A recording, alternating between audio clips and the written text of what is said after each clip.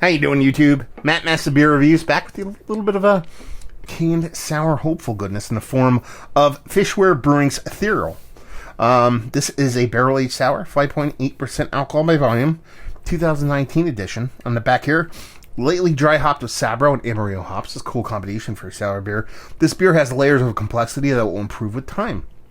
Bursting with lemon and melon, Etherial was created with the perfect balance of sour top character. Perfect beer to drink and to share. Yeah, this comes kind of courtesy of my boy Carson. I'm really curious to drink this one because the first one I had was quite tasty.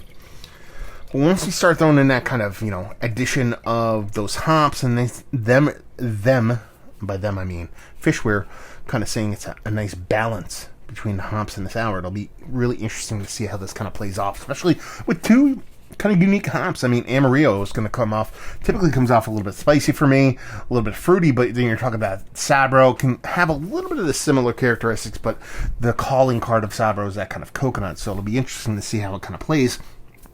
I mean, very light, soft, hazed, vibrant yellow. I mean, it just looks like glowing, vibrant yellow. Ever so slightly a bit of carbonation. Not much of a head to it, so she looks like a sour beer. But yeah, interesting. Let's put it that way. See if we can get a nose on her. I mean, it's lemony acidic. It's lemony and acidic. It kind of reminds me of like a Brett, really green. I shouldn't use that word because it means so many different things. A fresh, a new kind of Brett. It's not older. It has. It's just started its kind of process when it comes to Brett, kind of citrus. Yeah, I mean, I'm really having a hard time getting past that lemon lime characteristic. It's almost like a lemon drop hop to the max with a little bit of the sour component to it. So it's definitely a sour beer, but it's not like over the top because I think I've that lemon that I believe is coming, that lemon and lemon acidity, I think is coming predominantly from the sour portion of the beer. But for some reason, my brain wants to attach it to like a fruit addition or a hop or something like that, so it's not registering as something overly acidic sour. Oh man, it's so in your face. It's almost like a spritz of lemon pledge in your face if you did it with like organic lemons instead of like a caustic kind of chemical kind of lemon. It's very, very vibrant, very bright. Probably one of the brightest beers I've smelled in quite some time. It literally makes me think of like a sunny day. That's how bright it is. So we're in the dead middle of winter. We're a couple days before my birthday in January, so mid-January. It's kind of what I want to drink. Hopefully. We'll see how it goes down. Cheers.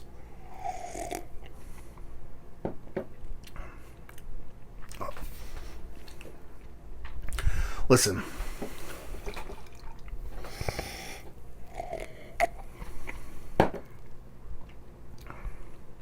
That is one of the more creepily drinkable beers that I've had in quite some time.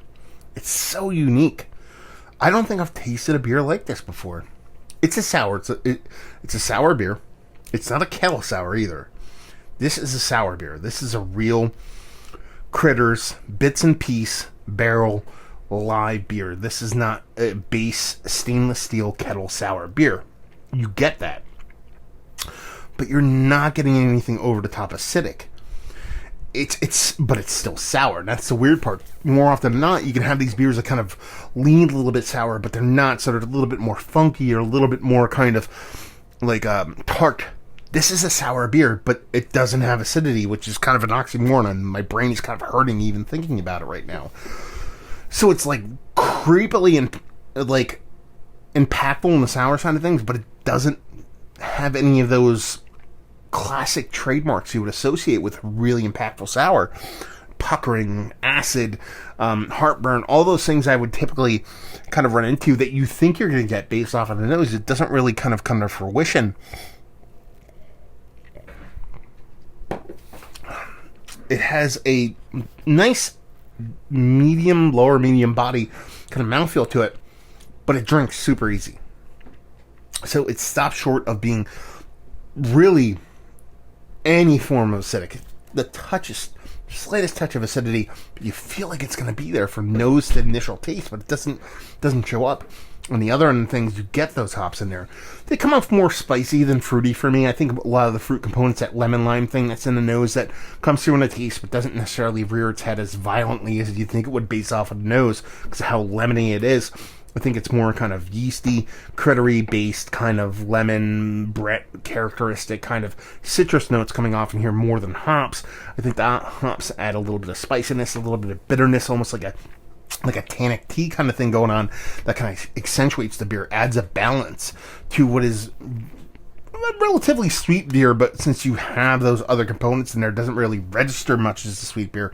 Let's just call this the registering unregistered beer, because it's hitting so many notes that are so common. I shouldn't say common, so comfortable. Stuff that you recognize in a lot of beers, but when you talk about those flavors and those esters and those notes that you get from beers, sometimes there's a marriage between that end and the other end. So you're talking about acidic, sour, that nose sour, that initial taste of sour. You get the acid on the other end of things. You're getting that, hot portion of show. On the other end of things, you would get this kind of big bittering portion of show. You're getting a lot of these one side of that spectrum when it comes to that kind of tartness and the bittering and all that stuff, but you're not getting the other side. So that's a cool trick that's being pulled off here, and that you're getting a lot of a pair, what would typically be a pair of flavors. You're just not getting both ends of the spectrum. I kind of dig that. Super interesting stuff. Now, it's probably a little bit thin, I guess you would say. Like, I think I would call it drinkable. Some people will call it thin, so if you want to knock it for that, fine. There is a little bit of like a slightly sulfury kind of latex painty thing going on.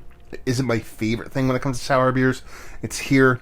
Each sip I get a little bit more of it. It's not over the top. It's not going to make me not like the beer, but it's definitely in there.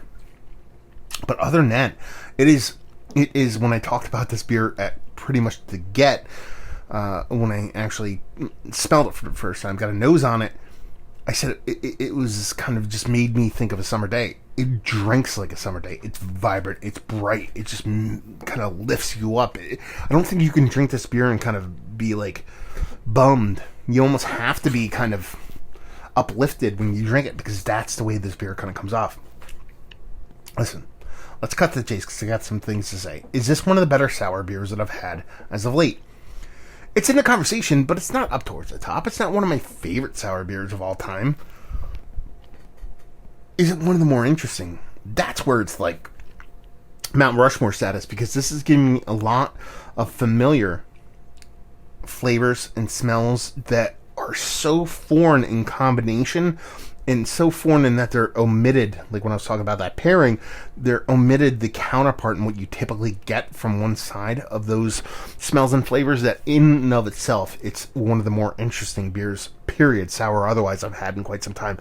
And like I say, pretty much every time I go down that interesting path, I don't know why I kind of don't include interesting as some of my favorite stuff, because that's kind of one of my favorite things when it comes to beer, when it's super interesting. So this is super interesting. Value and availability, no idea. Maybe Carson will chime in, let us know what's what, and leave you with if you like what we like this beer. If you like interesting beer, I mean, if you like, sour beer, but you don't want anything too aggressive, but you just want an interesting combination of flavor, both from the malt, the yeast, the bacteria, and the hop portion of the show, and probably water too. It just has this cool kind of combination that is just not something I don't remember tasting something like this before. Does that make it groundbreaking? I don't think so, but it's unique enough to where it's kind of making me smile just from its, fuck-duggery coolness, and that's a great thing. So there you go, another review in the books. Hopefully you guys enjoyed it. Down there, if you want to talk about it, Massive Beers. If you want to check me out doing the social media stuff, Beer Massive. If you want to check me out doing the whole podcasting thing, and hopefully you guys enjoyed our review. Hopefully you're enjoying a little bit of Fishweir right now, and hopefully see you next time. Cheers.